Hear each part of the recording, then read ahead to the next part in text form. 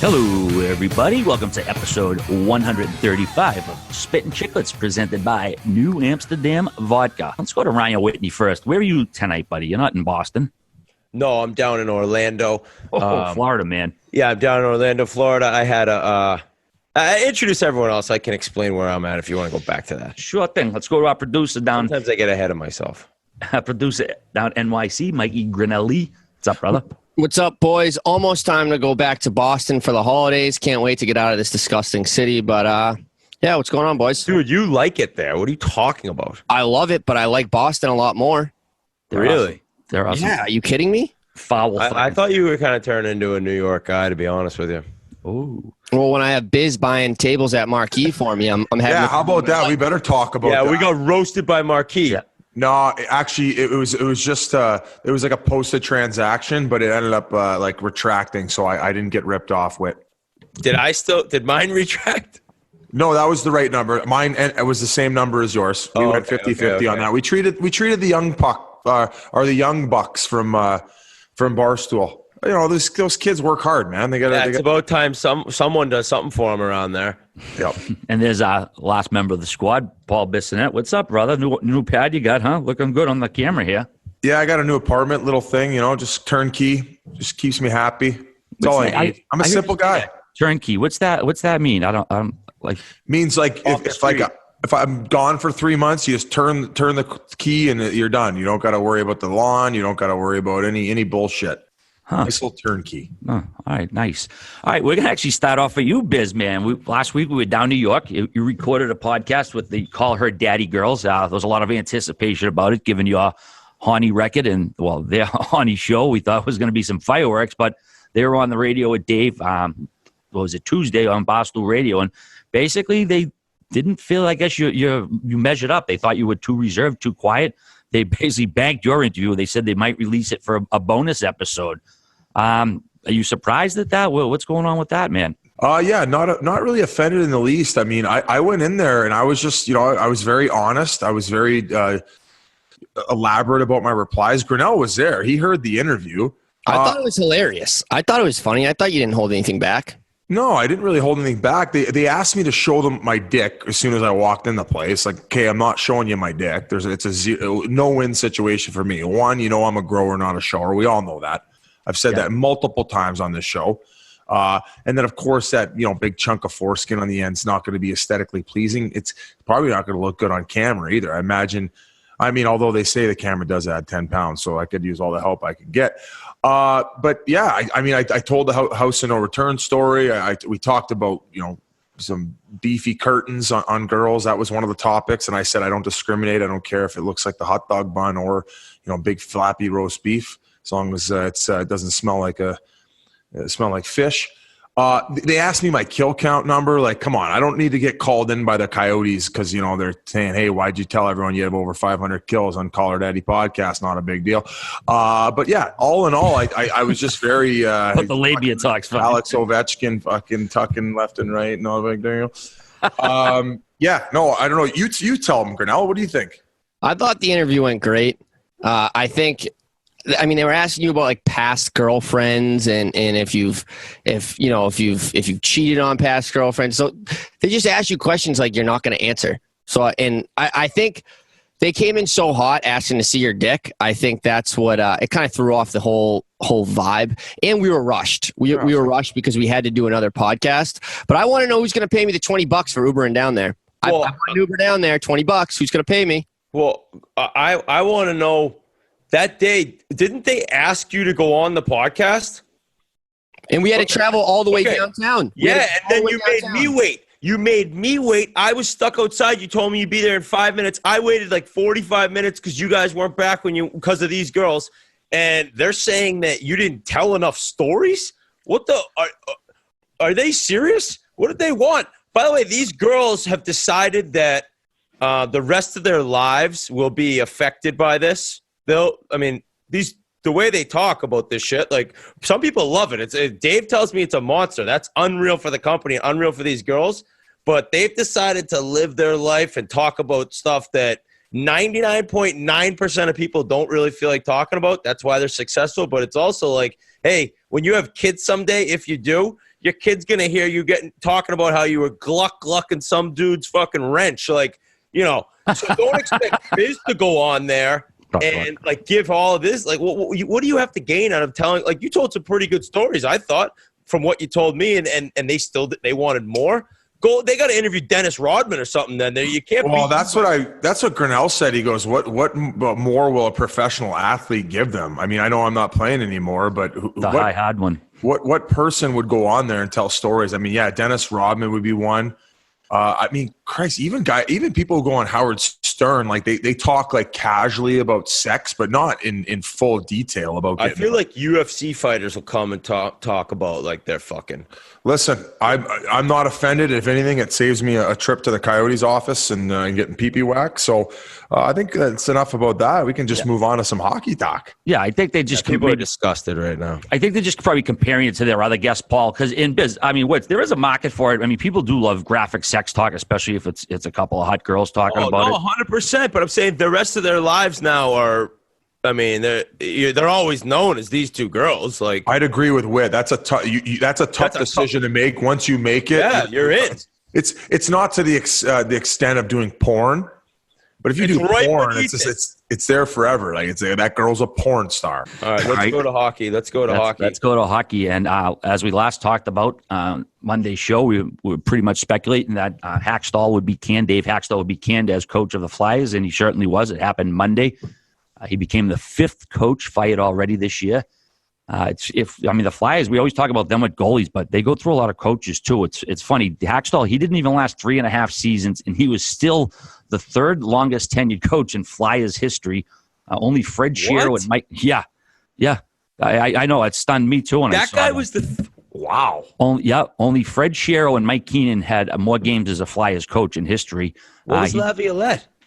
He was just behind Hackstall. He was not too far behind, but what's his name? Hackstall had more than Lavy. Taking a look here, he didn't win a round in 2 Stanley Cup playoff appearances. Flyers, man, I mean, they were a disaster. They had that disastrous road trip, and they got rid of him. They did promote AHL Lehigh Valley Phantoms coach and former BC netminder Scott Gordon to the interim coach. And they're going to see how he goes. Obviously, they haven't reached out to Q yet, so I don't know if they're going to give Gordon a little training ride for this. What do you guys think of the move here? Well, we saw it coming. I just think that well, first of all, I can't get over that stat. That's amazing to me. Talk about going through coaches. But I think that this team, I just expected a lot from them this year. I thought they'd be, I mean, maybe now they can turn it around. I don't know if it's just the coach. It seems like guys totally tuned him out, though. Like once you start hearing kind of rumors through the grapevine almost that guys have just pretty much stopped giving a fuck what he says. I mean, that happens, right? It's in one ear, out the other. The systems he wants to play, you don't feel like playing them. It's just guys kind of shut the mill on a coach, and that happened. I mean, there's no doubt about it. But still, I mean, they haven't got consistent play from like their best players and their goaltending. Hart's there now, boys. We can talk about that. But Biz, I mean, you're not surprised by the firing, no? No, and I like the interim coach title. I think that they're going to probably make a big stab at a few of the coaches that don't have jobs right now this offseason. I mean, that stat is insane. And the type of guy you would need in order to have an impact on that organization would be a Quenneville type. There was obviously a rumor that was floating around that he was talking to them, but that's not true. But holy shit, man. 3.5 seasons is the 3rd longest tenured coach for an organization that has the history like that. That is a tough stat. Also, when you say the history of the Flyers, I mean, when was their last cup? 75? Yeah. I mean, it's not the greatest. Well, no, but I'm saying it's like that's like one of the original teams in the league. It's still crazy. They've been around a long time, and for a coach to have a coaching job for 3.5 years and him be 3rd on the list, that to me that's banana land. I was floored by that stat. RA, as far as that young goalie. For an organization that's seen quite a bit of failure, especially with some more expectations in recent memory, I hope they find their goalie. And this kid's a young stud. I hope he gets the job done for them. That video after the game when he saw his parents. Did you want to talk about that, RA? Yeah, I just wanted to I had a few other things with Hackstall first. Yeah, no, I did have a quote from the GM Fletcher. He said, quote, "My expectation is that Scott Gordon will be the head coach for the rest of the year. I'm going to begin a process to identify what I think the qualities of the next head coach of the Flyers needs. In all honesty, I'm not sure how long that will take until I know what I'm looking for. I can't find it," end quote. Another couple, by the way, with your answer, Laviolette coached 5 fewer games than Hackstall, so it was close, but Hackstall still had him beat. And this is another interesting thing. Only 3 guys were at the job longer than Hackstall was in the league: John Cooper, Paul Maurice, and Peter Laviolette. So he was the 4th longest tenured coach in the league. But then another stat that just jumps off the page at you: the Flyers' save percentage over the last 3 seasons is just .897, second worst in the league. So, how's a coach supposed to win when you're getting that kind of goaltender, man? It's I don't think he was put in the best position to win, but yeah, the team obviously had tuned him out by this point. And yeah, like I said, 5th coach of the year to be fired so far. So to get to Carter Hart, there was the video after the game. He played, I think he had 20 saves on 22 shots. Stuff that was during the game. They showed his mother, tearing up when he made his first save. It was actually his billet grandfather. He called it his billet grandfather, the guy who was his billet. Looked like an older fellow. People thought it was his grandfather. It was actually his billet. His father. They say his father can't watch the games. He actually has to walk around the arena because he gets too nervous. So there was a nice clip after the game of him and his mom talking. I hope you guys caught that. What you think of that? Did you happen to see it, Witz? I did. That's great. Carter Hart's the only 2-time, I think, CHL goaltender of the year. He's the only guy that's won it twice. So, I mean, this is like, they need this guy to hit. Philly needs this guy to be... No pressure. No pressure, Carter. Don't worry about it. They only throw batteries at Santa Claus. But listen, they need him to be like a Carey Price, like a high draft pick stud in net. Carey Price is high expectations, but that's what they're going to have for you in Philly. That's what they're going to have for you in dirtbag land. That's what they're going to expect, is you to just save all these pucks and be really stoic in net too. I mean, you know who they've dealt with? Roman Czechmanek. You remember Roman Czechmanek? Oh, yeah. Was he on the Flyers? Oh, yeah. Oh, yeah. Who else was on the Flyers? Who was the other guy? Briz was on the Flyers. He didn't do anything there. Still getting paid. Nothing. They've had nothing. I think Briz lasted like 100 games. Yeah, I know. He got paid bank. Bank, yeah. Quick funny story here. Sean Burke, he was our goalie coach for Brizgalov when I was in Phoenix. Awesome guy, funny. And we actually had a conversation about how ruthless it was. And he said he loved the pressure of playing in Philly. And he said the fans are so ridiculous there. He said one game after they won 2-1, he was going out to his car. And a Flyers guy in a Flyers jersey yelled out, "Burke, you fucking suck." And he looks up. He's like, "Jesus Christ, dude." He goes, "We just won 2-1. Like, I let in 1 goal." He goes, "Yeah, but that goal you let in was shit." And he looked up and he's looking, raised his arms. He's like, "What the fuck? What do these people want me to do here?"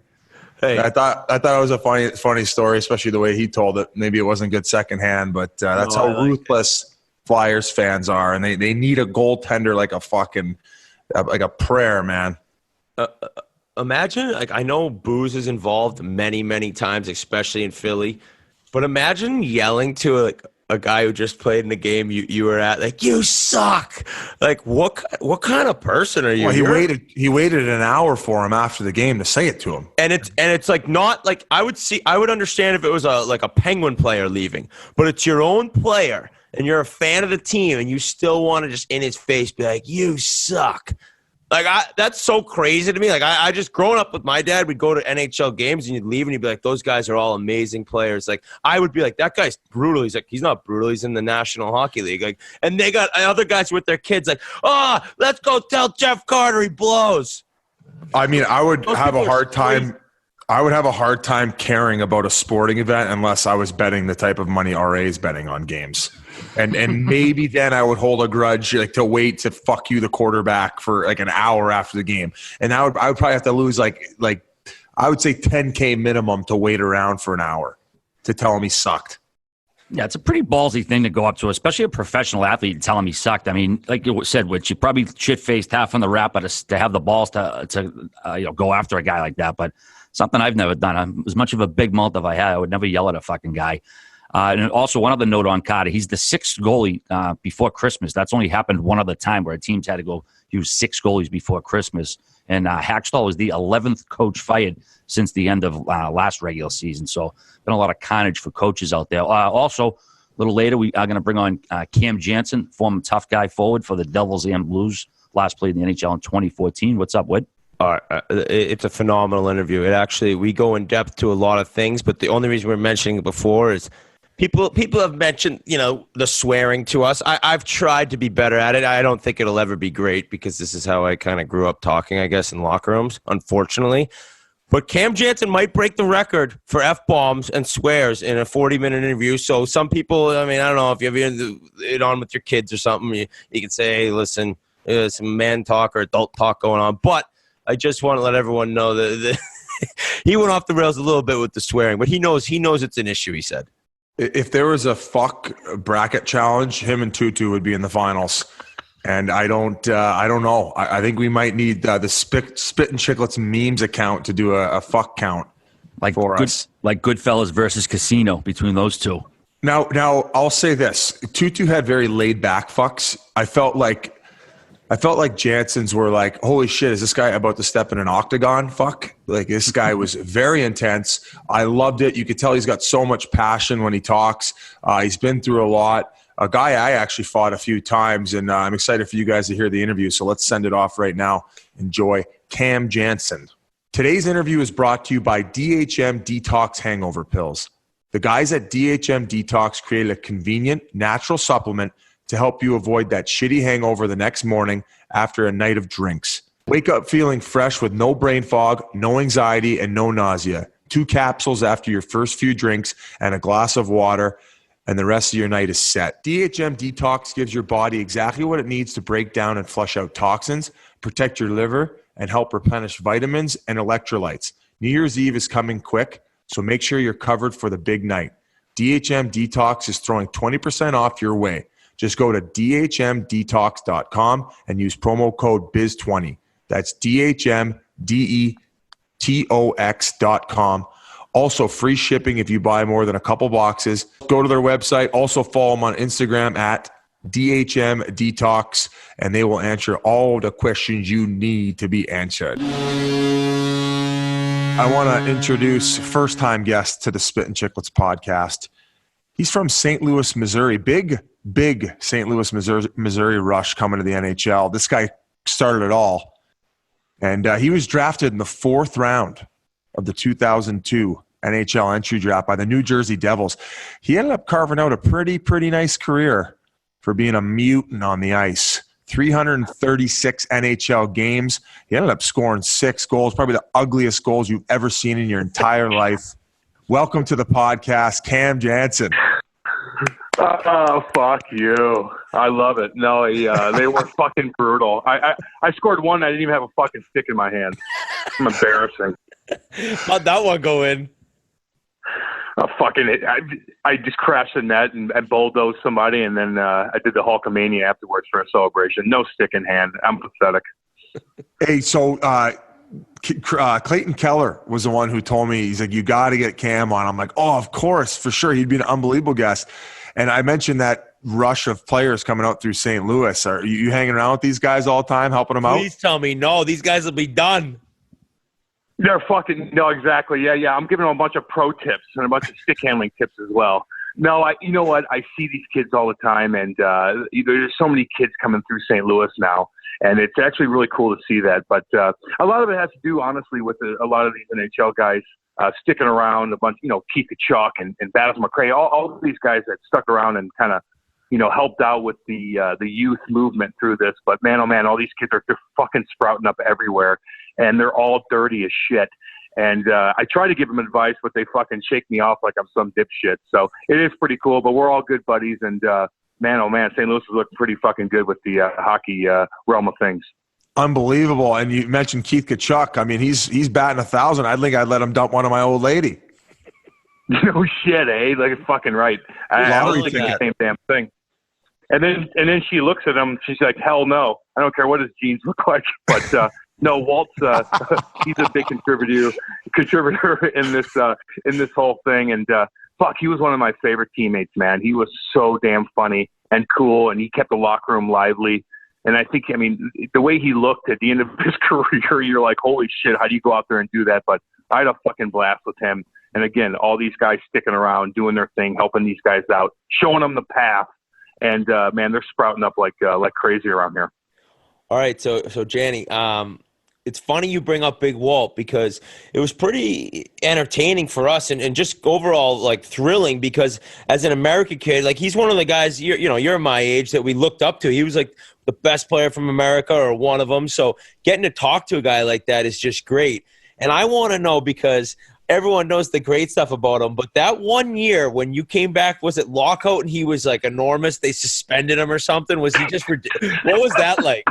You must have been like, fuck Walt. Oh, fuck. Well, here's the thing. I wasn't playing with the Blues at the time, but the Blues were letting me skate with them in practice. So I came out, and I was the only one of the only other guys. And now there's a ton of guys that go out and skate with the Blues. The Blues have all the guys. The local kids come out and skate with Petro, Petrangelo, and all the boys throughout the summer. But I was one of the first ones that they let come through because I just came out of nowhere, and all of a sudden I'm playing for the Devils, and I needed some competition. I needed somewhere to skate with, with somebody. Yeah.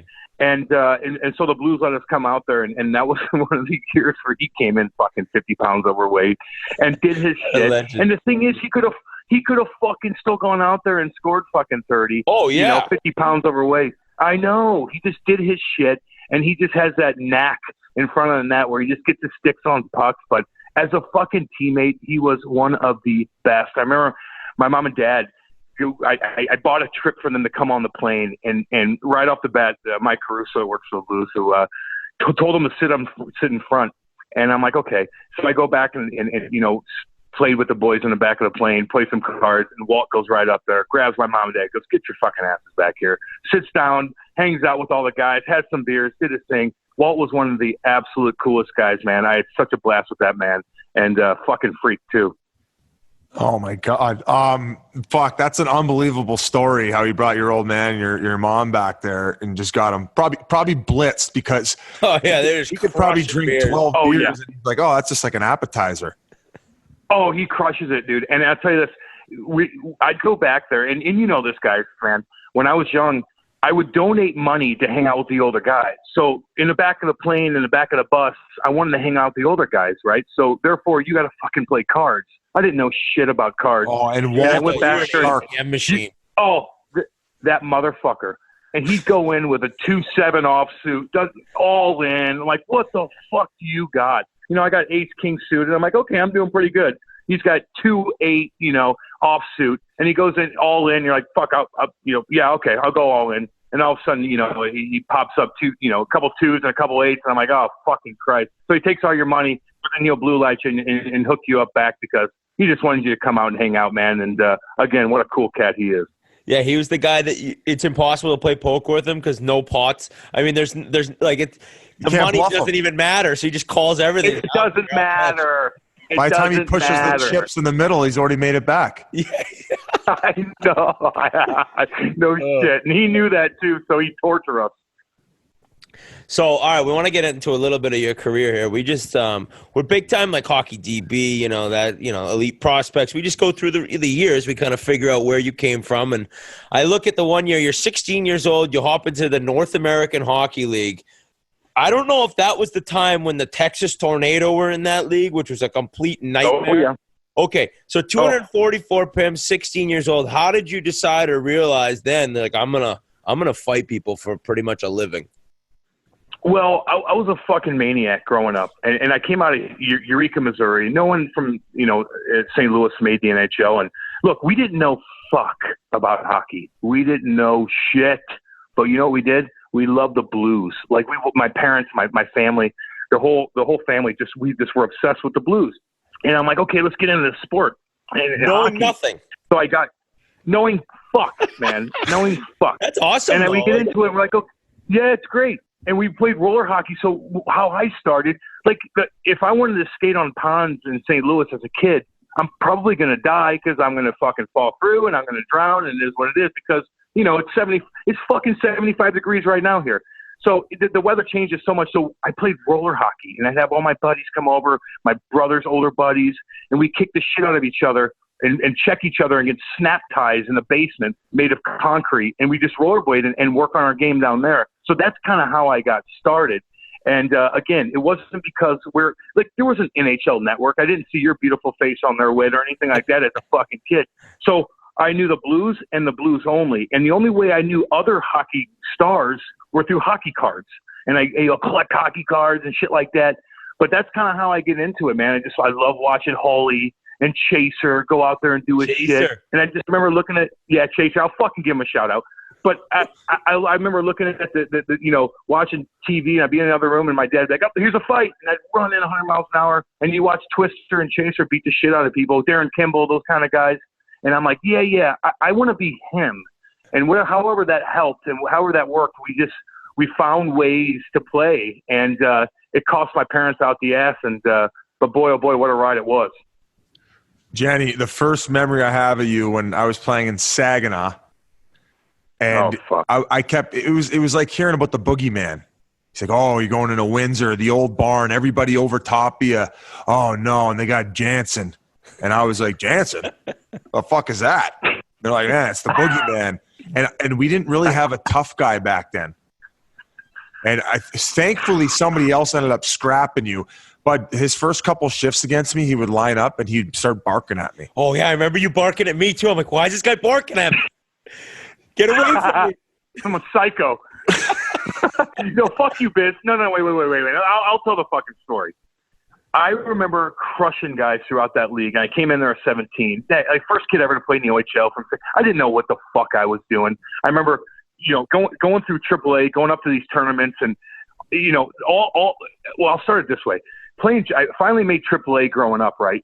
And we were so bad to where the teams wouldn't come down to St. Louis to play us, so we'd always have to go up there, these big tournaments. We'd play CompuWare and fucking Little Caesars and fucking Bell Tire. Everyone's got matching equipment and hockey bags, and their parents are paying $60K a year, and they're driving. Yeah, and they're all decked out.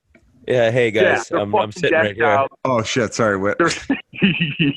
They're all fucking they're professionals even at that age, and we'd go up there and we'd get smoked. But I would get noticed. I was wild as a kid, and I crushed guys. Honestly, and so we go up to these tournaments. And I remember a couple times my dad would drive us, and everybody would always hop on board with my dad, and we had a big band because everybody wanted to be around him because he was the coolest guy in the world, and you can do whatever the fuck you want. My parents are so fucking lenient, and so we'd go up to these tournaments. And I remember 12-hour trips up there cost us out the ass. My parents weren't making much money. So I'm an anchor to the family at this point because you don't know what the fuck. We just didn't know. We had no guidance. So I'm going up these tournaments. I remember being a big Marley tournament, and the coach would come in, Don Morehouse, was awesome. And he'd look at me and be like, "You're the one getting us started tonight." I'm like, "Okay, fuck right. All right, I got you." First shift, go out there after a 12-hour trip. 12-hour fucking trip. I'd go out there first shift, bury some poor soul against the boards. Yep, you're kicked out of the whole tournament. Okay, turn around, drive all the fuck back home. That kind of shit went down, and it broke my fucking parents, man. It honestly did.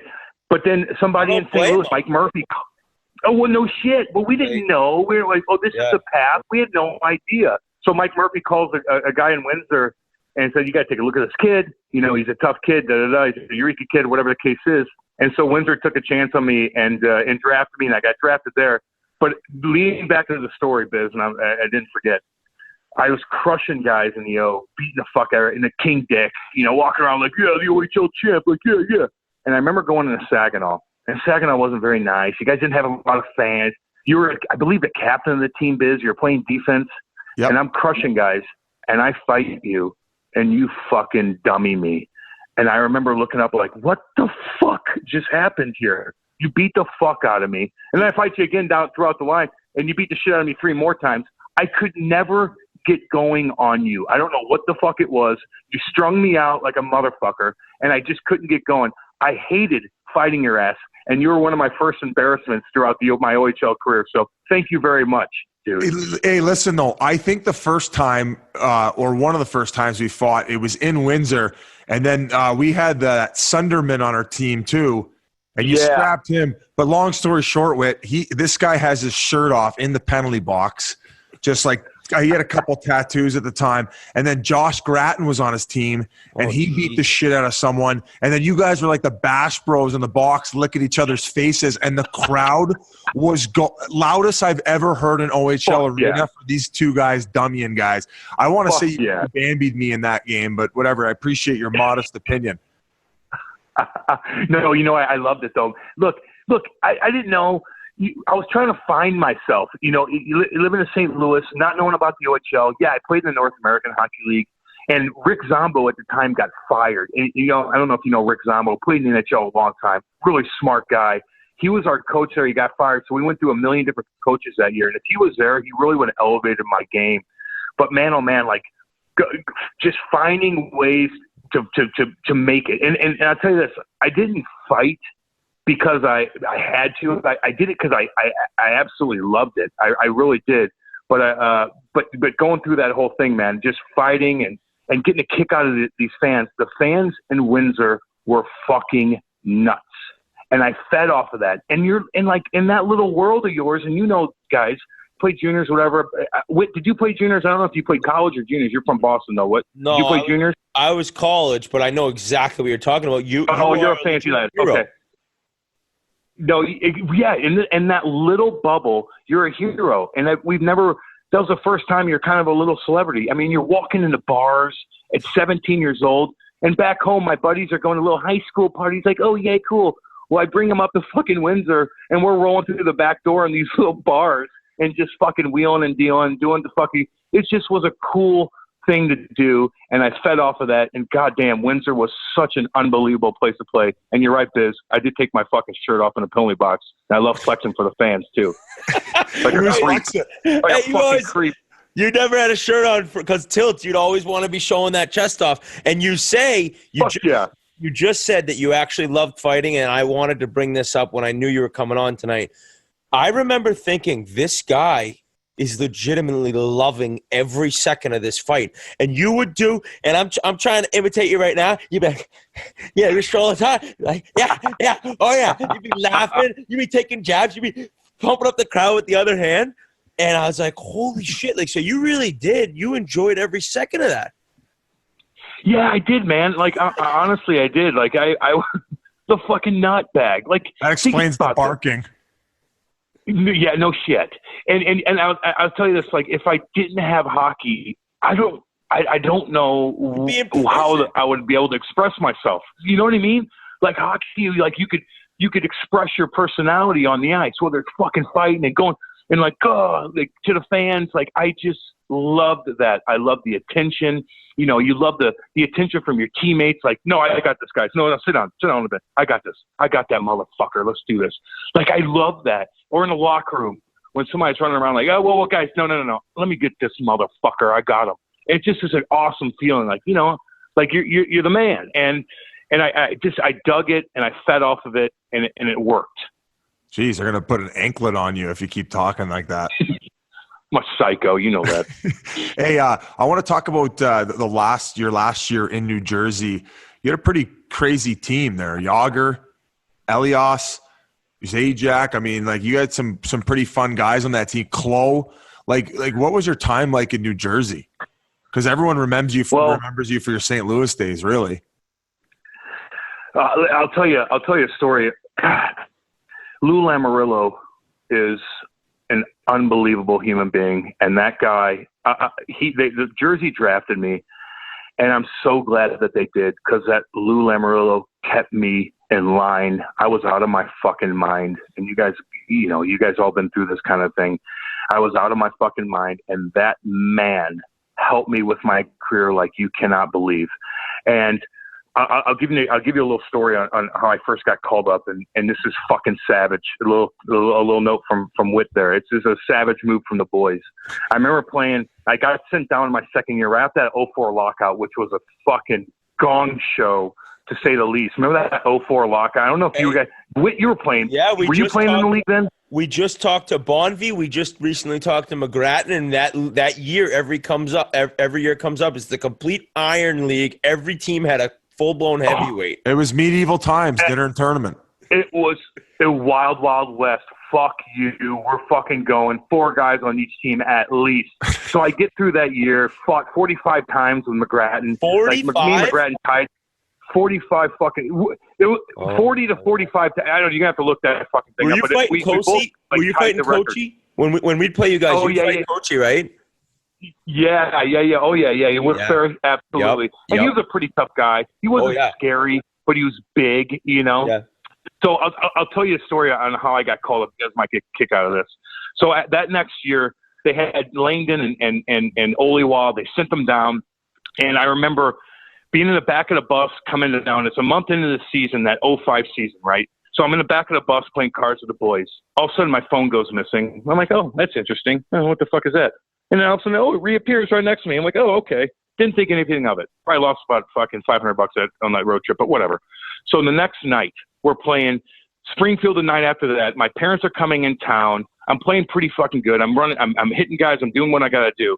So the night before the Springfield game, I call one of my buddies. I think it was Ryan Murphy at the time. So I'm sitting there a night before a game. I'm ready to rock and roll. I'm ready to go out. You know how it is. I don't give a shit if it's the night before. Like at that point, it just did not matter. I'll suck it up the next day. So I call Ryan Murphy, and an old man answer the phone. So hello, I go, Murphy, what's up, baby? Let's get going. What we got, dude? Let's wheel some fucking broads. He's like, who's this? I'm like, Murph, shut the fuck up. Let's go. Put your fucking Sunday best on, baby. I'm ready to rock. Who the fuck is this? I go, this is Cam. Who the fuck is this? This is Lou Lamarillo. They switched his name, dude. That happened to me too. And motherfuckers. So I'm like, I'm in panic mode. I'm like, do I hang up? No, he's got my fucking number. He's got like, I'm done. I go, I'm done. Okay. Oh God, Cam. Oh God, what do you do? I'm like, okay, calm down, Cam. You're okay. Okay. Hey, Lou. It's Cam. I know it's fucking Cam. I'm like, look, the guy stole my phone and they changed the numbers out. He goes, who the fuck did that? And I'm like, Pascal Riome? And I know I did. I wasn't sure of the guys, but I knew Pascal. He played in the NHL a long time. He fucking won a cup with the Devils. I could blame it on him at the time. So he's like, you fucking let me know. I'm like, oh, Jesus Christ. Anyway, we hung up. I'm panic mode. I go out the next game, had a sick game, got an assist, I think I beat up Mitch Fritz, who was like 6'9", whatever the fuck. So that night after the game, I'm sitting in the hotel with my mom and dad. We're watching the Rangers Devils. They play back to back. So they play that night and they play the next night. And I'm sitting there with my dad. And my mom and dad have no idea I just fucked up, just royally fucked everything up in the Jansen household. They have no idea. I'm not telling them. So we're watching the game and this Ryan Holwig's running around doing his thing. And I'm like, that little fuck. And my dad looks at me and goes, you're going to get called up.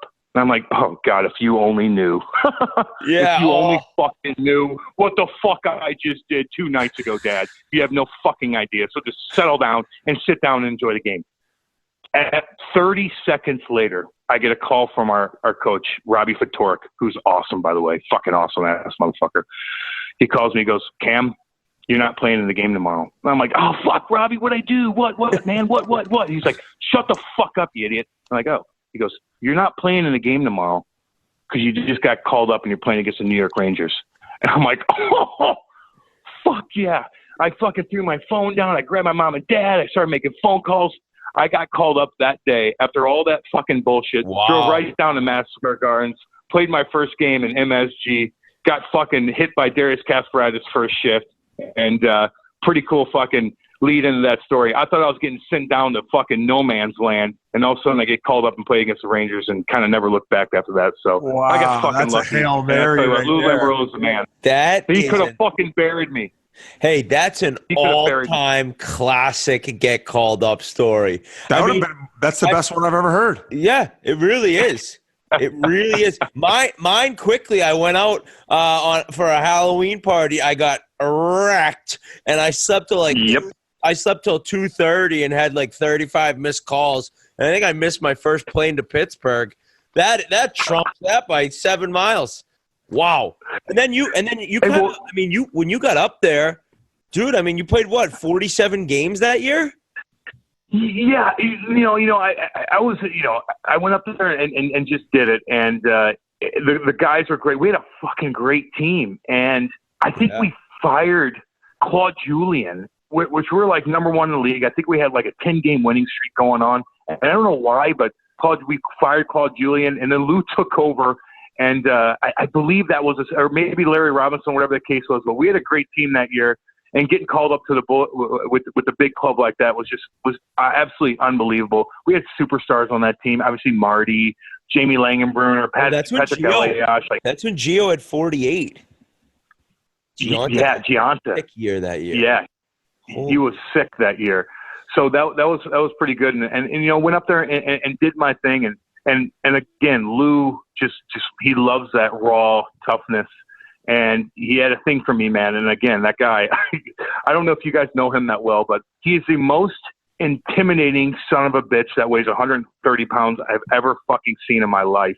And I tell you, my dad took me to where I needed to be, but right after I made, I guess the American League, Lou pretty much took over as a father figure after that when it comes to hockey and helped me out through my career. So I got to give the fucking guy props because he went through a lot with me, man. Big time.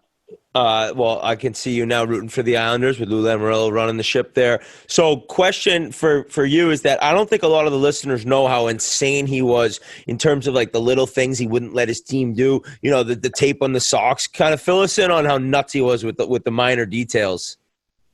Oh, dude.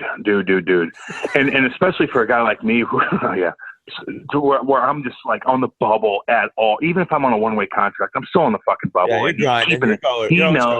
He knows. And he's not fucking stupid. He's got people. I remember a couple times where, you get a little cocky and I'm, wheeling girls back to the hotel left and right. And I'm so stupid. I'm walking them through like the main hall, everybody look at me, attention, loud as fuck, just dirty coops, whatever the case was. It doesn't matter. But he'd have guys who's like waiting and they clock in like, oh, there's Cam when it's about 3 o'clock in the morning, like little things like that. And I remember I had so many little things going on that I was doing that I could have probably gotten in trouble for.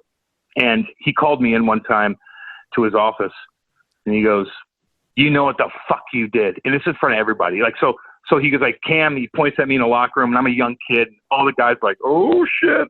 He pulls me in and he goes, you know what the fuck you did? And I'm like, oh shit. I'm like, well, was it that or was it that? Or fuck, it could have been that. Or, and I'm like, I'm sorry. He goes, I'll fucking send you home right now. And, of course I'm start crying and it just was, he was so intimidating. And I remember going on the ice with John McClain, and I go, dude, what did I do again? He's like, you don't know what you did? Skates away, tells Lou again. Lou calls me back into his office and goes, you know what the fuck you did? And I still don't know what he had on me at that point, but it could have been a million different things. But again, he kept me on my fucking toes, and I desperately needed that, man. Oh, were you mad at Johnny Mac for shriveling you?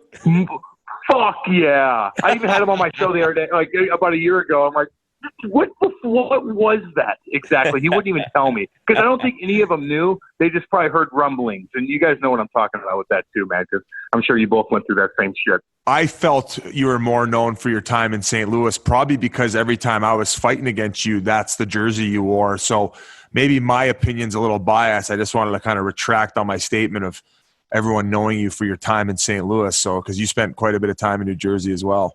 Oh yeah, and I love Jersey. Jersey was fun. Now I look at it now, and when you're a young kid living in Jersey, Jersey's kind of a tough place to play. Like not play, but live. Like it's like I'm from St. Louis, man. We're kind of everything's just slowed down here. But going over there, but the people there are great. Like they love that fucking. Everybody's tough there. And I'll tell you a funny story real quick.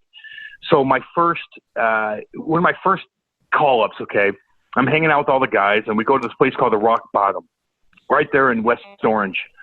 And I'm hanging out with the guys. I'm again a young kid, just got called up. Maybe got into a couple of fights so far. Maybe played a couple of games. So my head's a little big at this point. Like you don't know what reality is because everything came so fast. And you're just like, oh yeah, I'm on top of the world. So I go into this bar, and Marty, Berdor, and all the guys are sitting up in this little table. And I go into the bar and have a drink. And to go buy a drink, maybe buy some shots for the guys, whatever the case is. So I kind of bump into this guy, shaved head, stocky motherfucker. He bumps into me back. I'm like, get the fuck out of here. I got a cut on my eye. Like, I look like I've been through war. Like, don't fuck with me. The guy hits me back and I go, fuck you. Like, all right. I fist fight a guy the first time I go to a bar with the guys, which they've invited me out to. The first time I even hang with these fucking guys, I fist fight a guy, and he's an undercover cop. No. And I remember, yeah, and he beats the fuck out of me, and in front of everybody, and it's like, holy shit. And I remember looking up, and after we kind of got done, they broke it up, and I look at Marty and those guys, and they're just laughing, and you could tell they're shaking their head like, yeah, we're never going to see this kid again. He's donezo. And after a while, I kind of regrouped, and I looked at the cop, and we shook hands, we hugged, and we became buddies after that, and I stuck around. But the first time I hung out with all the guys, I fought an undercover cop at a fucking bar, and oh Jesus, and he kicked my ass too. I know, man. So I think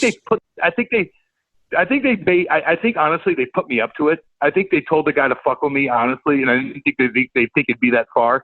But boy, oh boy, I always like to think that was the case. But if it's not, then I'm just fucked up. They're like, either that or you have 9 lives because you're dodging bullets left and right. Totally, man. Totally dodging bullets. But I didn't. But again, like I became buddies with the guy, and we sat there, we drank beers, and that was a cop bar, and I became friends with all these cool Jersey state troopers and all that stuff, and they'd all go to the games. Because in Jersey, man, everybody's a badass. You know how it is, man. You go to Jersey Shore down there. I don't know if you have Biz or Wit, but like everybody's a fucking big shit kicking son of a bitch. And you're just like, yeah, I'm going to stay away. I usually hang out with the state troopers down there, but everybody's big. Everybody's tough. Everybody thinks they can fight because everybody goes to a gym in Jersey. Now, you come down to the Midwest here, every mile there's a McDonald's. Every other mile there's a Taco Bell. In Jersey, every mile there's a deli or a fucking gym. So everybody's jacked out of their fucking gourd, and they could probably beat the fuck out of all of us. And that's exactly what happened. But when they watch you play and they know that you're pretty scrappy, they definitely fall in love with you. Hey, I just want to congratulate you. Passed the swear word record set by Jordan Tutu. Oh, I listened to that too, by the way. And I was trying not to do that, but boy, oh boy, it's nice because you know how it is, man. We're all good, right? Oh yeah, you're about to square off with your microphone. You're really digged into stories. We love this. This is what we live for. On the podcast. This is actually excellent. Oh yeah. Hey, I wanted to remind you, or see if you'd remember the time we met after playing against each other. You were at the Woodlands. You guys were staying over. Oh man! And you were wheeling some just veteran cougar, and you were friendly and crushing drinks. I'm like, this guy's a complete animal. You ran hard. Oh fuck, dude. Yeah, and if you really want to get into it, man, yeah, dude, I got it. Are you married? Are you married? No, I got. Well, I should be. I have a fiance. She's actually in the other room, and she's got her ears closed right now, so she's not going to listen to anything. But she's used to this stuff, being on the radio every single day and have to deal with all this shit. But yeah, no, I was. Look, I like him gritty too. Fuck yeah, man. And I think Colby Armstrong was there as well. I think I had him on my show one time, and he's talking about this shit. But no, man, like that's what's on your mind. Like, from a small town in St. Louis, like you're thinking about girls. I mean, you absolutely are. And playing in your hometown, dealing with shit in St. Louis, man, you get caught up with different things. And fuck almighty, like if I wanted anything, anytime, like on Christmas fucking morning at 2 a.m, I'd call a guy and bring over whatever the fuck. You know what I mean? So like, if you wanted to get jacked up or caught up on whatever, like it's there for you. And it's tough, man. It was tough. And the one thing I did get fucked up on, man, I'll tell you this, and I will talk to you guys about it because it is kind of a big deal, and it is an epidemic, was fucking painkillers. They are the fucking devil. Dude, I don't know if you guys had to deal with them as much as I did, but holy fuck, I got fucked up for some years on that shit, man. And it was the most hardcore fucked up shit in the world. So before we continue, has it been a little like, hopefully you're doing good now and stuff because I want to get into that. Oh yeah. Good. No. Oh yeah, fuck yeah. Yeah. Fuck no. Fucking right. I'm doing good. I beat the fuck out of it. And that was the hardest fight I've ever been through in my life. I'll tell you this right now. And I was listening to Jordan Tutu and him talking about, his alcohol and things like that. Like whenever it's shoved in your face, and painkillers are just one thing, but everything else, but painkillers, you had to take them. It's not like anything else, or like, oh yeah, what do you got there? Whatever the case is. But painkillers, you had to because they work. But when they start controlling your life, oh fuck, they fucked me up bad, man. They honestly did. And what's the worst again, thing? Just destroying relationships and things like that? Oh, like just when I was eating them like Skittles, dude. And I was doing it because not only did they work, but it was fun too. Like you're drinking on them, like, I know it's horrible to say, but no, they make you feel good. Like they give you a euphoric high. Absolutely. But when they start controlling your life and the withdrawal from painkiller, oh fuck. It's Johnny like, and I'll tell all Cash. your fans, it's like, imagine the worst fever and flu you've ever had. The worst fever, you're just like down. Times that by 1,000,000 and tack on the worst depression you've had and put 3 to 4 fucking 5 months timetable on it. That kind of shit.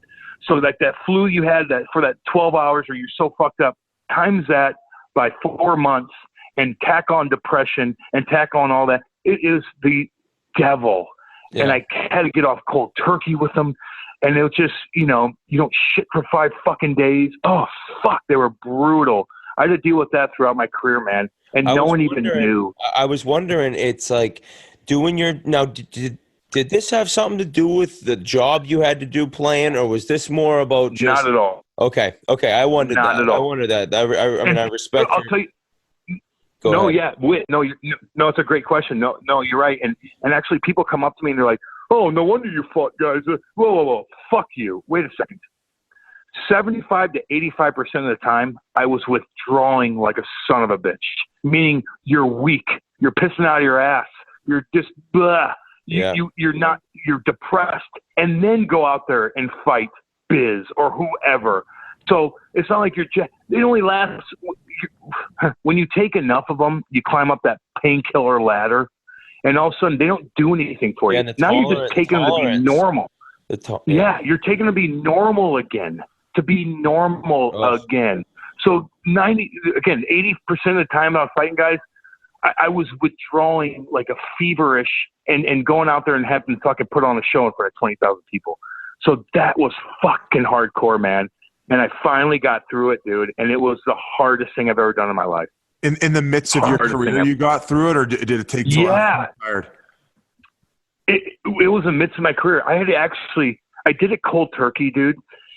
I had to do a cold turkey like a week.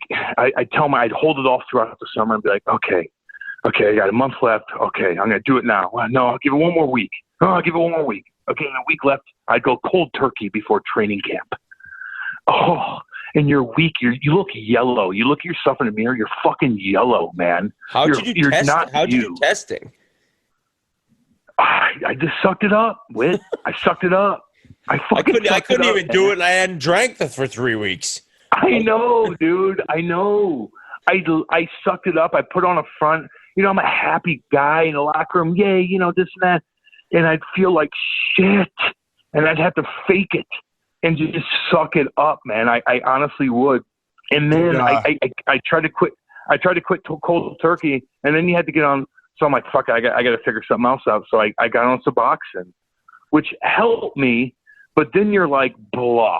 So what Suboxone does, it makes you like, meh. So if you drink anything, you just go right into withdrawal. So you don't do shit, and you just feel like and for me, I'm like, like we're all like that. That's why we're fucking doing what we're doing.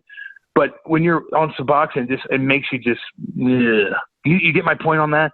And it just wasn't me. And then I had to force myself to fight. Yeah, you're gone. You're not you. You're a fucking blob. But it saved my life, basically. So are you cold turkey now? Do you not drink or do obviously any drugs? Fuck no. I'm still a maniac. But I don't do that bullshit anymore.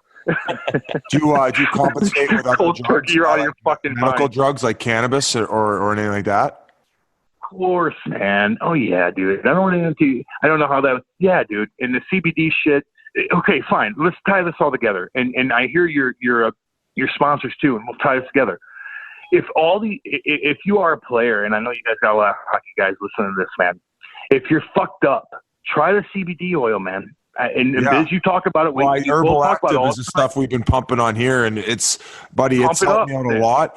I stopped drinking too, right? So that's obviously helped as well. But my sleep's never been better. My dealing with my anxiety, my depression. And listen, when we talk about depression in my stance, like we're not talking about colossal shit that some people have to deal with. I'm very blessed and I know that, but it's my own situation. And there's, some days are good, some days are bad. And it helps me with the inflammation in my head. It helps with sometimes the headaches I get. But listen, I'll say this.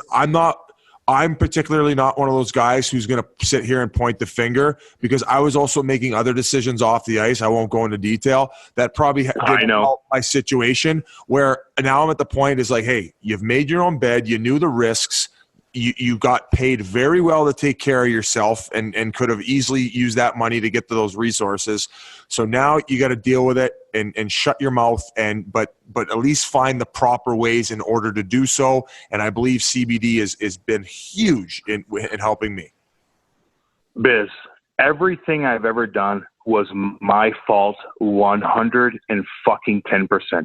Everything was self-induced with me. I didn't have to do this. I didn't have to do that. I didn't have to have that shoved in my face. I didn't have to. It was all me, not my trainers, not anything. The Blues were awesome with me. The Devils were great with me. I put on a front. I fucking just put on a front, and I just did what I had to do. But if you are fucking banged up, man, and you don't want to get addicted to this devil, then try the CBD oil. And we don't need to get too much into it, but yeah, man, like there's other opportunities out there. And I'm glad we got to bring this up because it is an absolute epidemic. And we saw what happened to Bugard. We saw what happened to a lot of guys in the NHL. It is a nasty thing. And I'm fucking thankful I dug my fucking ass out of it. But it is bad. And the CBD, you just got to, there's other alternatives. That's all I got to say with that. But boy, oh boy, was that nasty, man. Whew, but boy, it makes you stronger. And I'll tell you this, being on the radio and doing all this shit, all this stress that I feel like I have now after hockey, and I'm like, oh, God, I'm sorry. It's nothing compared to withdrawing off painkillers and then having to go fight fucking McGrattan at center ice, like feeling like dog fuck. And I'm like, yeah, let's go. I'll go toe-to-toe. Let's go. Let's go for 2.5 minutes. I don't give a shit. I'll suck it up. Leading up to that fight was more stressful than any bullshit I'm doing after hockey. So I'm like, right now I'm like, fucking bring on the day. Come on, what do you got for me? I fucking did it all. What do you got for me? Jance, the people probably, like my main answer when people ask me what I do this for is probably usually like, well, you get compensated well for it, because now I'm basically a clown on the second half of my life now, entertaining people. But I find that answer that you just had tells me exactly why I do it. I'm doing it more for the competition of it, where I get to wake up every day and there's pressure on me again to perform, because most of my life was spent, trying to fucking be a professional athlete and entertaining and being good at something, where it's just like, how am I going to meet that excitement again? If I just get up every day and go work a normal 8-hour job, I'm going to lose my fucking mind, dude. And that's what a lot of guys I find that are struggling with, that they just don't have that. And they don't know it's hard to know what to do. I mean, they don't know what to do, and they don't know what to resort to. And then sometimes that ends up being alcohol and drugs, where this is my fucking drug now. I need this. I love interacting. I love bringing that story to the fans that are paying the expensive dollars to watch these athletes go. And these young guys do have personality, and I'm trying to fucking drag it out of them because it's fucking competitive and it's fun as shit. No shit. And you're right. That euphoric high that you get playing games, whether you wit fucking doing your thing on a power play, scoring a fucking goal, whether you Biz doing your goddamn thing, whether it is what I did.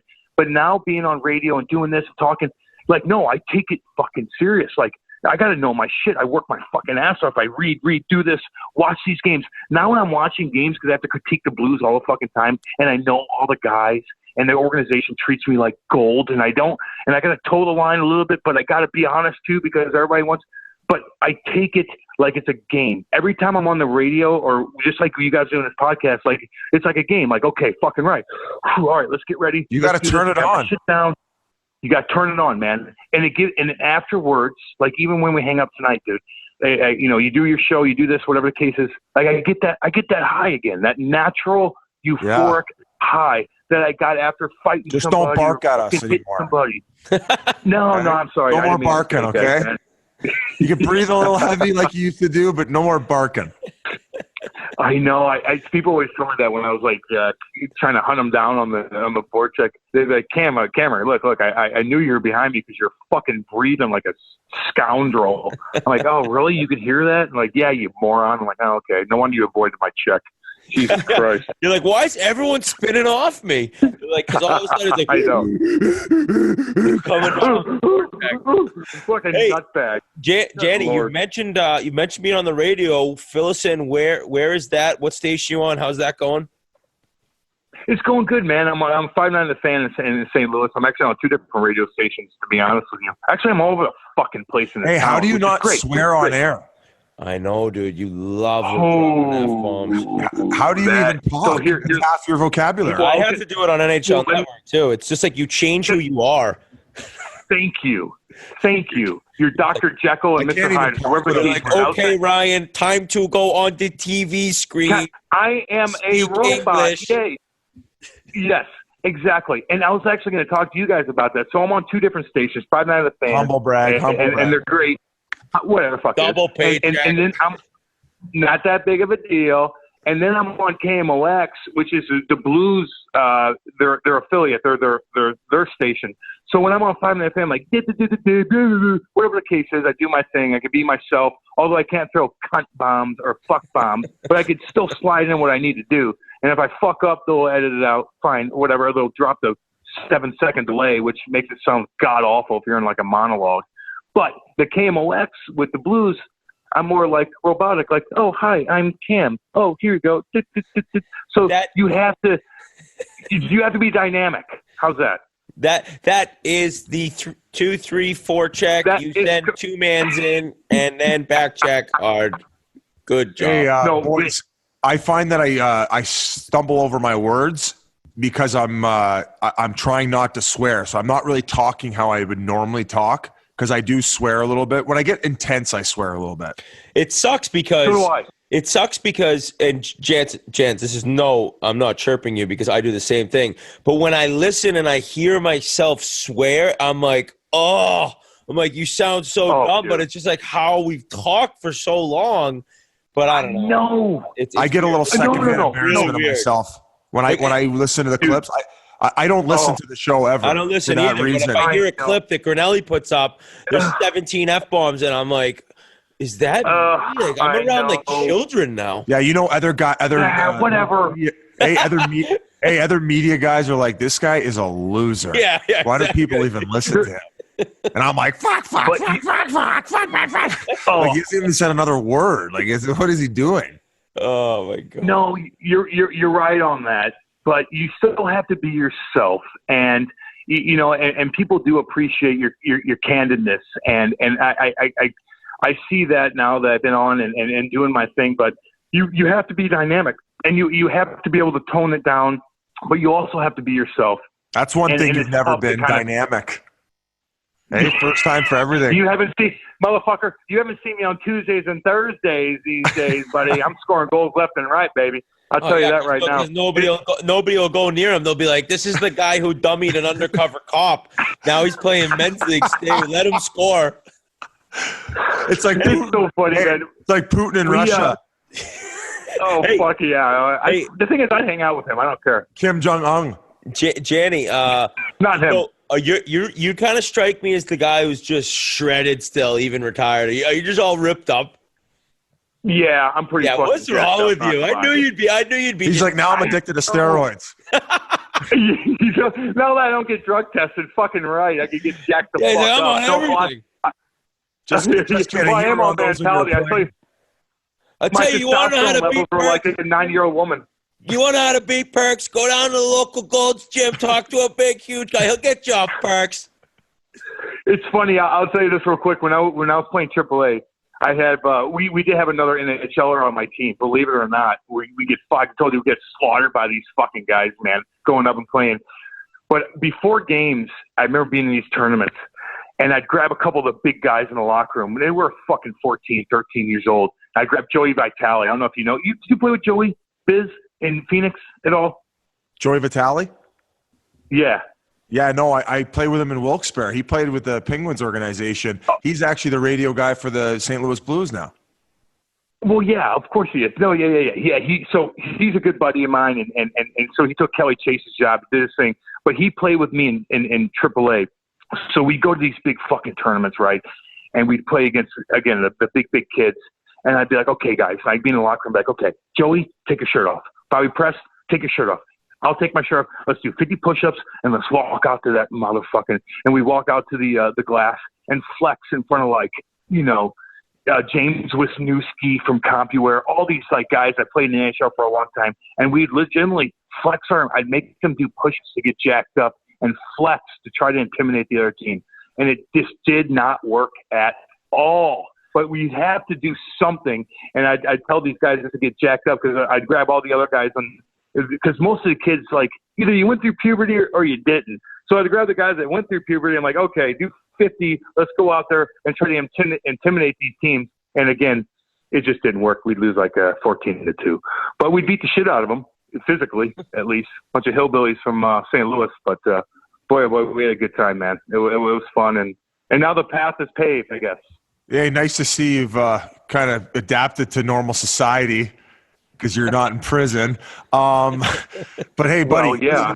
Who are you kidding? Well, I'm not the one talking about barking at people. And anyway, but yeah, right. Jance, this was unbelievable. Very candid, amazing call-up story from Lou. We got to have you on again, man. You have too many stories to not come on. We're going to have to work on your swearing, though. I got you guys. We'll challenge each other. Is that okay? Are you going to have to bleep stuff out or what? No, God, no. God, I was just busting your balls. We never bleeped out one thing. I think I said something one time. But yeah, we're cool. You're money, dude. We're going to do a swear jar next episode and get a free vacation for the whole Chiclets crew paid for. I'll be going back to Hawaii. I'll go down there with you then. Hey, after you. Well, look, I'm going to have you guys come on my show too, man. I appreciate you guys having me on it. You guys are doing great stuff. And look, everybody all the hockey boys in St. Louis, they all listen. They all listen to all your shit, man, and they all want to say hey to you guys. So you got a big fan base out here in St. Louis, man. You guys are doing great shit, and we're all big fans of you guys. So just remember that. Oh, thanks, Jenny. Jesus, don't suck up now. We're trying to rip you a little bit. Oh, fuck, sorry. I got to throw that fucking bomb out for you guys. I mean, come on now. St. Louis bomb. Yeah, that was a nice exit. That was a beautiful exit. Well said. A lot of nice golf courses. I probably got some hookups in St. Louis. Grinnell, play his exit twice for the fans. Like, cut it. Yeah, let that be known. Soak that one in. All right, Channy. I love it, guys. See you, you guys are all cool as shit, man. We'll talk soon. Let us know when we come on. That interview is also brought to you by Eagle Energy, the all-natural caffeine inhaler. Obviously, we're going to hit you with the Biz20 promo code for 20% off. I love these things. They're great for on the go, for busy people who don't like drinking coffee and don't want gut rot. We talk about Grinnell and all the explosive diarrhea he has at the Barstool offices. Well, now that's been cured because of Eagle Energy, the all-natural caffeine inhaler. And once again, folks, I'm too good to you guys. Biz20 promo code for 20% off. You can visit them at eagle.energy.com. And you can go find them on My Eagle Energy on Instagram. And guys, just a great product. And Grinnell, would you agree? Yeah, we wouldn't have been able to get through this past week in New York without them. I mean, there were some late nights and some early mornings, so those Eagle Energies came through clutch. Yeah, you were even snorting them at one point. But nonetheless, they work great, all natural. We know about the guarana. We know what guarana is. Silent R or maybe 2 R's. Who the fuck knows? Eagle Energy. Go check them out, guys. Thanks again, Cam Janssen. What a guy. I'll never forget Colby Armstrong imitating him on the ice and Jansen just laughing and Terrian going nuts in Wilkes-Barre. But that was a great interview. I think it was pretty cool to talk to him and hear about his life, what he's gone through. So thank you very much. And on to other things. All right, you got some news and notes, suspensions. What do we got? Yeah. Edmonton forward Jujhar Khaira, he got a 2-game suspension for cross-checking St. Louis defenseman Vince Dunn on Tuesday. I don't know if you saw the play, but Khaira, nice hard legal hit on Dunn in the corner. Dunn took exception to it, cross-checked Khaira. Khaira retaliated back, cross-checked him. Some nice cross-checks. Apparently the Department of Player Safety deemed Carr as much worse. Dunn was fined $1,942.20 for cross-checking Carr. I love how they come up with the 20 cents. And Carr was given 2 games for his retaliatory cross-check, which the league deemed much worse than Dunn. So, I mean, he got 2 games. The other guy only got a $1,900 fine. If you watch it, I mean, they both crack each other in the head pretty good. I don't know what the league's formula is, but anyways, another suspension. Boys, this is one. This one must make you sick. Patrick Berglund was placed on unconditional waivers by the Buffalo Sabres with the intent to terminate his contract. He's in the second year of a 5-year deal at $3.85 million per year. He's essentially walking away from fucking $12 million. How sick does this make you? It's on a 1 to 10 scale. 50?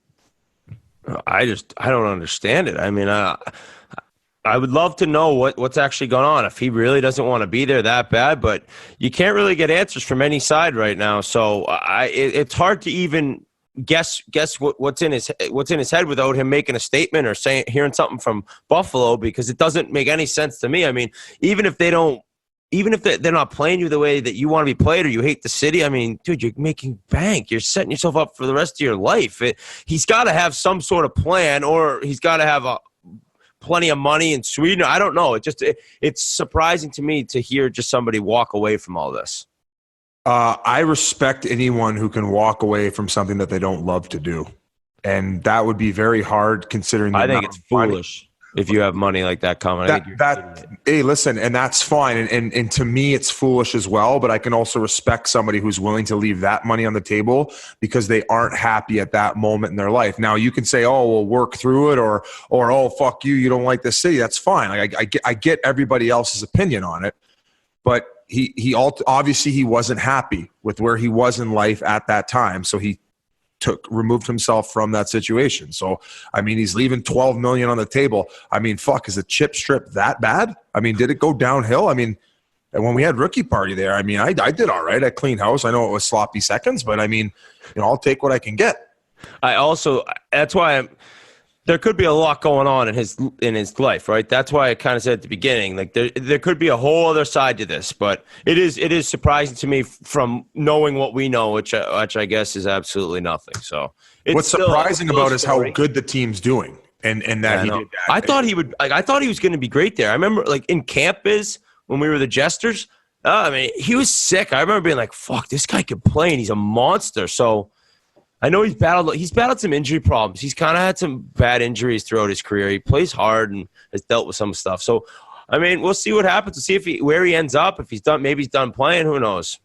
And nice of him to the Sabres as well. The fact that he removes himself from the situation, that he ends up helping them save cap space so they can go out and maybe sign a free agent. So if you're a Sabres fan and he ain't down to be there, if he's eating salary and being a piece of shit, then that's a whole different story. The fact that he's like, listen, I ain't happy here. Take your fucking money. I'm gone. That's respectable. Yep, you're right. Very respectable. Yep, and that's why I said, like, good for him. If he's not happy, he's not happy. That's a good point, actually. They also have Matt Molson money, $5 million coming off the books, along with Jason Pominville for another $5 million coming off the books. So they're going to have like almost $15 million in cap space to spend this upcoming offseason. That's Jeff Skinner and some. You can re-sign Jeff Skinner for basically whatever he wants, and then go get some like depth on the back end. But that's a great point too. It could be a personal situation, something we don't know of that, and we're never going to be privy to that. It just, the money doesn't matter. And I took a quick look at Cap Friendly. He's already made, I think, over $20 million in his career, which that's not jump change. So if he's been smart with it, then how are you? Then, it might be a little easier for him to walk away. But yeah, the Sabres probably fucking couldn't do it quick enough. Now they probably got a better chance at signing Jeff Skinner for sure. So who knows what's going to happen with that, but definitely not a situation we see too often in this league. Guys just walking away from money. How about Monday night, boys? Did you think you'd see Kyle Turris and Bobby Ryan drop the gloves and fucking throw hands with each other? I think the odds of that happening were probably off the board before the game started. I know that's the NHL, though. Even guys like Bobby Ryan and Kyle Turris, not known as fighters, you get in a little beef one night. You're a competitive bastard. You're playing a man and woman sport now. A man's league, though. A man's league. And tempers fly. They went at it. I also think that it just shows that, those guys aren't the roughest players, although Bobby Ryan throws enormous hits. Kyle Turris maybe isn't, considered that hard-nosed, but I was like that, and I had 3 or 4 fights. You know, you can get pissed off once in a while, or your teammate gets hit from behind. You never know. I think that guys love it when guys like that fight.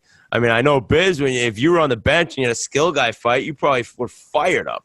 Oh, it gets the boys going. And I'm thinking of weird fights. Do you remember that Mark Stahl and Semin fight? Playing the drums on him? That just sparked up that. Phil Collins on him. I love seeing guys who don't know how to fight. And speaking of that, I don't mean to get off this topic. I saw that Alexiak and Wilson go at it tonight in the Pittsburgh Penguins-Washington game. Holy fuck, dude. You're 6'6". Grab on and learn how to fucking throw. And no offense to Skillsy either. Hal Gill, for his size, was 100% probably the worst fighter I've ever seen in my life. Have you ever watched Skillsy fight? It was so weird. It's just like, dude, just hold them out there and fucking throw punches. It ain't. I could never say a word about that's like I could chirp a defenseman's breakout pass. You can chirp this. I can't say a word about. Hey, Alexiak's a big boy and he doesn't play a skill game. He's meat and potatoes. You gotta take a fucking boxing lesson or something. Well, it's weird. It was weird because he's like kind of holding him off with his head turned, and then dude. He kind of just turned his head right into it. Like he's throwing bombs over your shoulder. Like if you turn into it. By the way, that punch and that fight, it just shows any team would do anything to have Tom Wilson in their lineup. Any team. It doesn't matter. Anyone can hate him. That guy is so valuable right now. He's so fast. He hammers people. He's a monopoly. People are afraid of him. Not afraid of him, but very wary of where he is on the ice. And he can chuck them, as you showed there. I mean, Revo's a different animal, different beast, but Tom Wilson is valuable. He's a monopoly. He can play now. The way he's scaled up offensively, quick. What's the scaled up joke? I say it a lot, and it's my word. And then I like it. I like it though. You sound smart as shit when you say it. Thank you. I pump my tires, please. And it doesn't resonate that you say it a lot. So I hear it every time. I'm like, yeah, sick word. Oh, yeah, people just lay into me online for it. But no, I mean, for what he's done offensively this year, and it's weird how his career went. He keeps getting better and better offensively. He keeps learning, and you think if the game's getting faster and faster, he's a big, slow guy. He can move around pretty decent for a big fella. And other than Revo, I mean, I can't really see that many tougher guys in the league. I mean, maybe I'm drawing a blank up top, but I mean, he can go out there and do his thing and scare guys. No one's going to touch him. Yeah, what a feeling that would have been. Hey, Grinelli, like you at Burlington High, no one was going to touch you. Yeah, right. Off the ice. Yeah, right. I still can't get my bookie to pay. Including the girls. Just in case, to our listeners, in case you did miss it, Tom Wilson did fight Alexiak Wednesday night, and he caught him fucking flush with a right and just fucking dropped him. In case you hadn't caught it, go ahead and seek it out because it was quite a punch. And what do you live under a rock? Oh, Ovi and Sid were going at it too. They were beaking on the bench. Apparently imagine those two. What happened was Sid said, "Oh, go fight him" to Ovi, and Ovi said, "Why don't you fight me?" Is that what happened? Yeah, and then Sid told him to go fuck himself. Sid and Getzlaff were going at it the other night too. Like you mentioned, just competitive players, man. These guys are playing every night against each other. Exactly, and these guys won gold medals together. This is the best sport in the world because it doesn't matter. You see the basketball, you see the friends, you see the high fives, you see the laughing during the game. Hockey's different. I know I'm going basketball, hockey, but you may give a guy a nod before the game if you're playing soccer with your guys. He walks by, a quick chirp, but game on, dude, and fuck them. And it's not like that in any other sport. I mean, football, obviously. Football is the exact same way. But basketball, get out of here. Laugh. No, I thought he was going to get on the NBA again. Sick league. Guys, before we go any further, I just want to talk to you about Quip for a second. When you're thinking of the perfect gift this holiday season, you probably don't think an electric toothbrush, but you really should because Quip is the electric toothbrush. It's one of the most gift-guided gifts of the season, and here's why. It's perfect for everyone with a mouth, and it's something they'll use twice a day. We've mentioned it before, always worth mentioning again. Quip has the sensitive sonic vibrations to let you know when to switch sides. Most people do not brush as long as they should. They don't do it as thoroughly as they need to. That's not a problem with Quip. It guides you, tells you how to brush, changes the game for you. Quip is a gift that keeps refreshing with brush heads automatically delivered on a dentist-recommended schedule every 3 months for just $5. You can even get prepaid gift refills for a year to make sure you're not using old, worn-out, or ineffective bristles. No more of those cheesy dentist office toothbrushes. You get Quip, you're going to be golden. It's one of the first electric toothbrushes accepted by the ADA and has thousands of verified 5-star reviews, okay? That's why I love Quip and why they have over 5,000 verified reviews, like I just mentioned. Quip looks like a big-ticket tech gift with a stocking stuffer price, starting at just $25. And if you go to getquip.com/chiclets right now, you get your first refill pack for free with the Quip electric toothbrush. But you don't have to tell your goatee, your giftee that, goatee. That's your first refill pack free at getquip.com/chiclets. Quickly before we move on, I don't know if you guys saw it, but Brock Besser had a video come out on Sportsnet. He took a special needs girl to prom, and it's a pretty tear-jerking video. What a great guy. They remain friends even when he comes and plays in town where they're at. He'll meet up with them after the game in the crowd and stuff like that. So if you guys have a chance to go online and watch that video, Brock Besser is a very stand-up guy.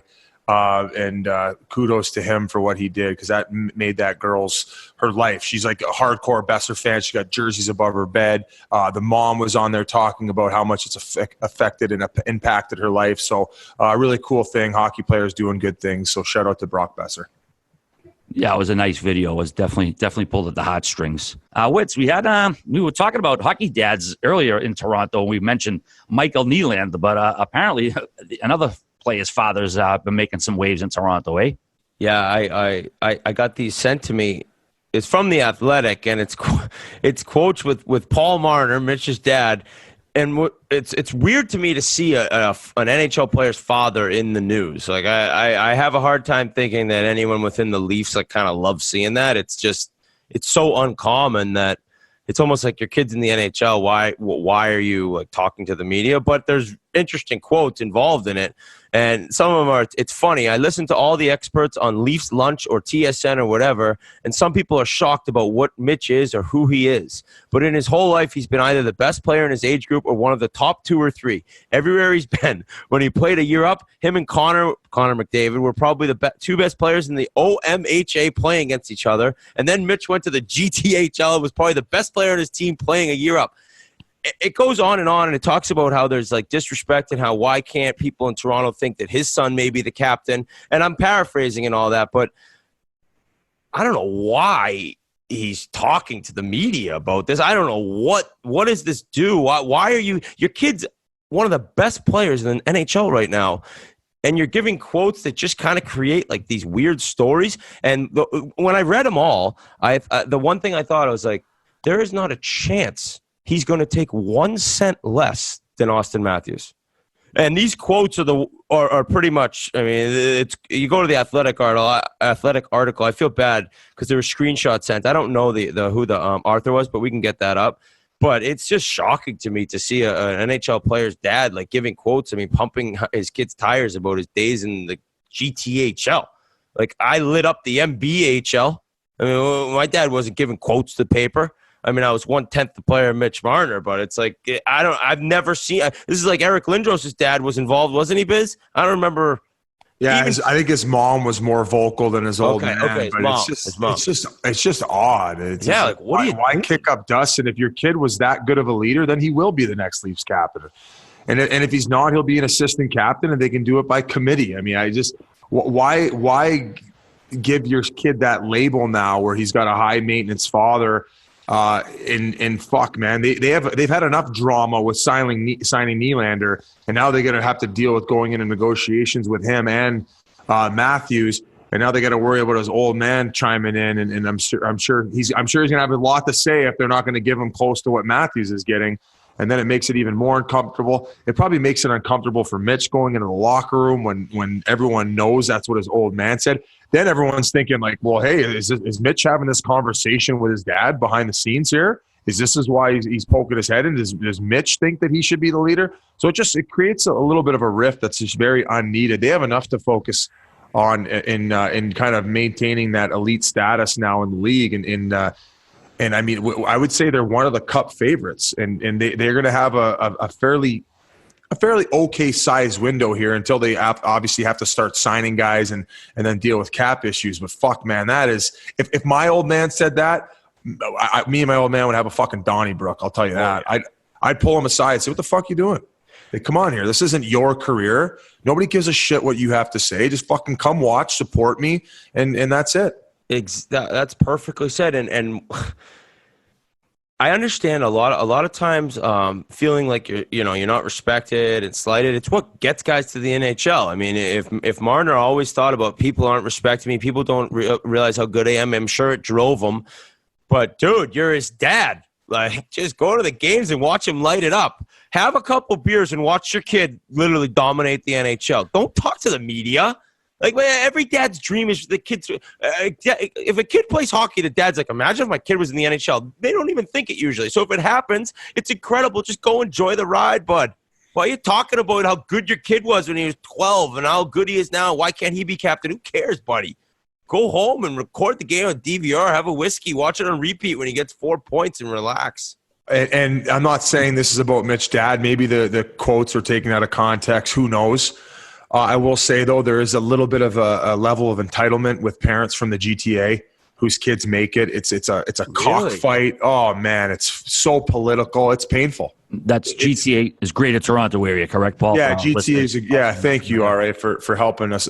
Sometimes I say things where it's slang and people might not know that, but yeah, the Greater Toronto area, and it's just cutthroat. And this is the type of shit that the game doesn't need. Just, hey, if your kid's good enough to make it, he's gonna make it. Yeah, that's another thing. Does my kid have to play here when he's 12? No, dude. No, your kid doesn't have to play hockey all year. Play baseball. Play soccer. Don't play football. Play basketball. I don't even care. I hate the NBA. I don't hate the sport. Do other sports. And then when your kid starts playing and he figures out how good he is, where he wants to go, if he's good enough, he will be found. That's all I tell anyone. If your kid is good enough, he will be found. I promise you. So stop making kids play in tournaments all summer long. Montreal, Toronto, Boston, Chicago, back to Montreal. Oh, there's the big one in Quebec at the end of the summer. Dude, enough. Maybe one tournament a summer. Leave your kids alone, and when they make it to the NHL and they toe drag people and light it up and the biggest star in Toronto, don't talk about them in the media. Just watch them. Yeah, Marner's dad definitely did his kid no favors. I mean, what positive is going to come out of that, talking to the media? I mean, he's talking about draft fucking picks 3 years ago. He would have been number one if Connor wasn't there. It's just crazy. He's doing no favors for the kid. Fortunately, the media will move on to the next shiny object in a day or two, and it'll just get lost into the media cycle. But I agree with you, Woods. The cream does rise to the crop. You don't have to spend all your money. If your kid's good, he's going to fucking make it wherever. So, Biz, what did you have on tap? I knew you had something you wanted to mention. That NHL first timers video came out. It was just family fun. Just keep it PG-13. I'm kind of like Bob Saget. I have that Full House persona with the NHL. But you're a perv behind encounters when I'm not. You're just like just kidding. Just crushing Kimmy Gibbler on the side. NHL doesn't know about it. Bob Saget in Entourage. That's my personal life. But no, it was fun. It was great. Paige Hathaway was awesome. So was Bear DiGio. He had a great personality. He was a little more vocal than she was. Maybe she was a little shy, but I stick Bailey in the nuts. Got him back for all those years of torture, and and of course losing to the Kings in the conference finals when they basically took the ring right off my finger. Should be an asterisk. They sweep you guys in that or 5? They won in 5. Yeah, they scored the OT winner in Phoenix. Dagger to the heart. Penn's got it, didn't he? Yes, he did. Dude, big Dustin Penner. Oh, he was so nasty when I played with him in Edmonton. Just a great player that used to get chirped by the fans for no reason. And then he went to LA and was sick in their cup win. And then, he got injured, he says, from eating pancakes, although the whole story got completely overblown. He threw his back out, and it's the way you could throw your back out, like by sneezing. You've heard of those injuries. But the way he worded it to the media was, and I leaned over to have a bite of my delicious pancakes my wife made me. And that's when my back went out. So naturally, everyone runs with it and thinks of him as getting injured eating pancakes. But, he was a nasty player. He said he'd come on the podcast now. I think he's like a DJ. Yeah, he DJs a little bit. I think he's gotten involved in the medical marijuana industry.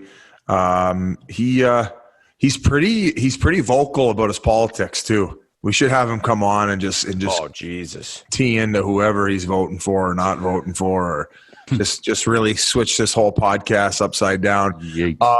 Anything else in the hockey world, or are we bringing back All Right Hamilton?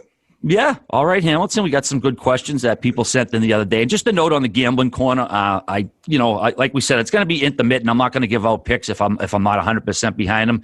And I do have a lot of NFL future bets out there. So basically, I don't want to get smoked with losing in the NHL and then compound that if my NFL futures lose, I'll get hit with like a double bubble. So I'm going a little slow in the NHL until the NFL picks up. Just a quick note there. Hey, guys, before we get to All Right Hamilton, just want to let you know that it's brought to you by Omaha Steaks. Omaha Steaks gourmet holiday gifts make life easier and a whole lot more delicious. And for our listeners, Omaha Steaks has a limited time offer. Get 28 favorites that are guaranteed to thrill for just $49.99. It's a $195 value. Such a great deal. You can't beat it. Go to omahasteaks.com, type Chiclets in the search bar, and add the family gift package to your cart. That's omahasteaks.com, code Chiclets. Don't wait. Order today. Got a couple, we'll do a few of them here. We got a couple Christmas-related ones, a few other regular ones. This one is from @SavMoney 1.0. Oh, perhaps inspired by your nickname, Biz. In the spirit of the holiday season, what are your best hockey-related Christmas memories? And he says, thanks to all of you for a great year of podcast. Merry Christmas to all of you, and Merry Christmas to you as well, Savvy Senior.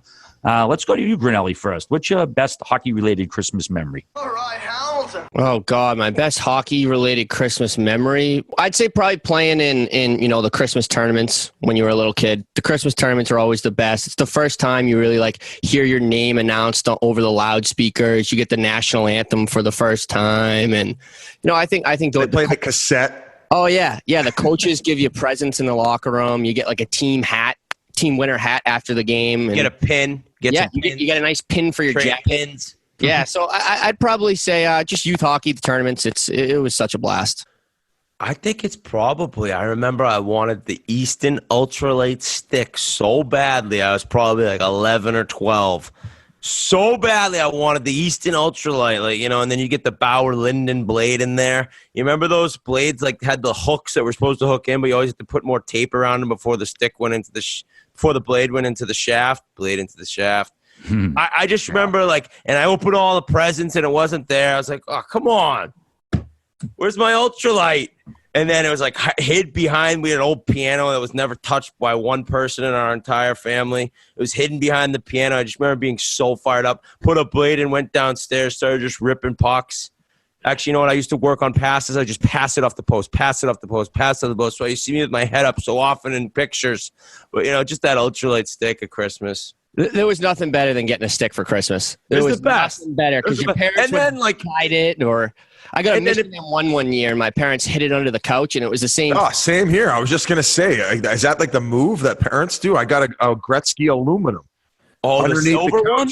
All the presents were open. I was ecstatic. What my parents had got me was enough. And then my mom was like, "Oh, what's that underneath the couch?" And then he's like, Paul, why don't you go check that out? And then I fucking opened it up, dude. I have a picture of it. It's iconic. I'll make sure to send it to Grinnell the Post. But I was the happiest person in the world.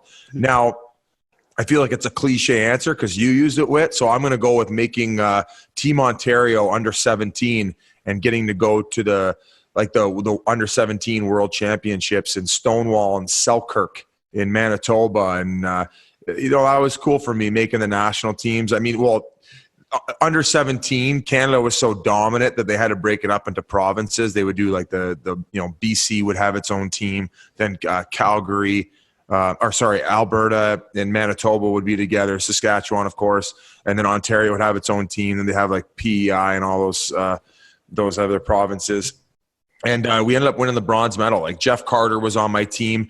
We ended up playing against Team Pacific in one of the round robin games, and Nathan Horton went and took the draw against Brent Seabrook, and we were the two heavyweights in that tournament, and these guys were fucking battling it out for the ceremonial face-off. The puck ended up going all the way down the ice. You could hear a pin drop. It was so intense right before it. And then after that, like the crowd got rowdy. And I don't even know if there was a puck on the ice that game. Guys were just running guys.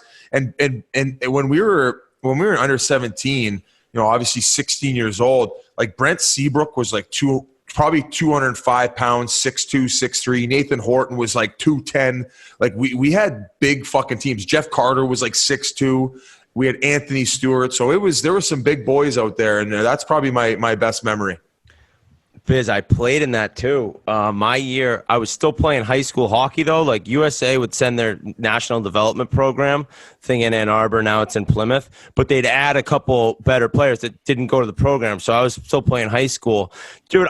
There was a couple good teams in where I played high school, but overall, I mean, you'd play like this school BB&N, I'd get 6 assists against them. I mean, it was like it wasn't like the type of hockey that we went up and played in that tournament. So I get up there, and Ontario was a wagon. I remember Trevor Daley was sick, but the star of the tournament and the biggest part of the tournament, I was rattled because Spezza and Baumeister they made the World Junior team when they were that young.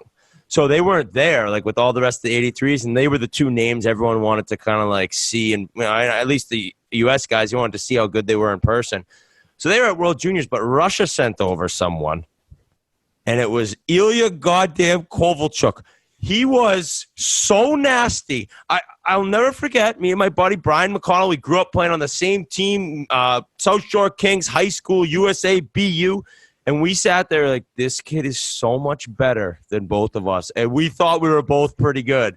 And I just remember being like, how is Spezza better than this kid? Like, because Spezza's World Juniors, he's under 17. And then it turns out Kovalchuk went first overall. But that's actually pretty cool you brought that up. I forgot all about that. Mine was in Timmins, Ontario, home of who's the Rocket country singer?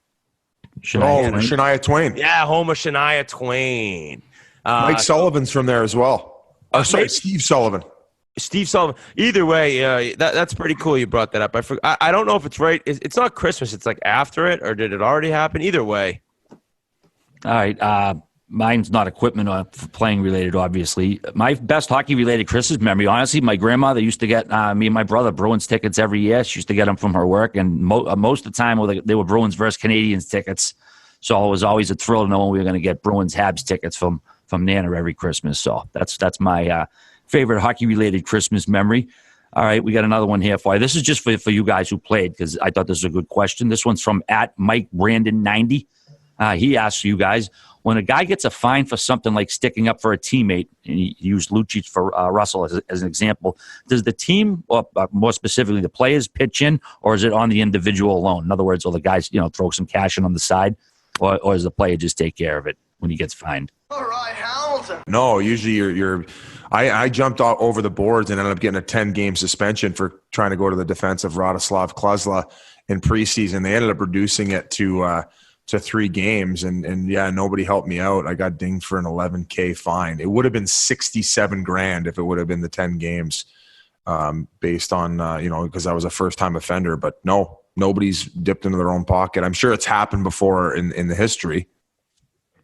What you would?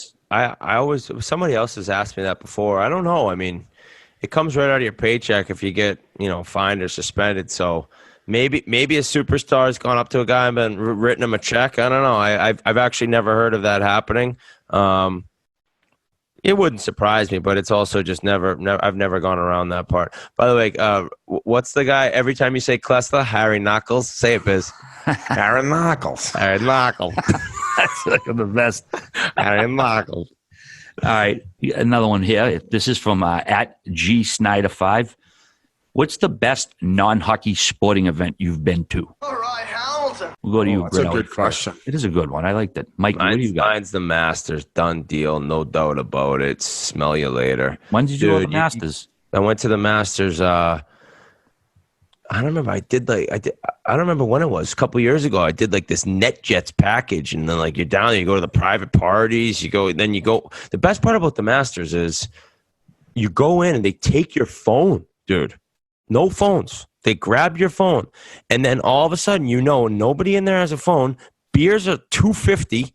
They have these enormous lines for the beers and the food that they work through. They just have it perfectly organized. It's an absolute factory, the way they roll people through, and everything is so the prices really haven't changed. You want M&Ms? They got the Masters logo on them. There's no logos in there, just the Masters, Augusta National. So you walk around this beautiful golf course, this incredible property, and you watch golf. At least for me, I love it. And you don't even think about looking at your phone, and you don't have to be like, oh, sorry, honey, I missed your text. I thought you texted me a while ago. I meant to call you last night, so I never checked in.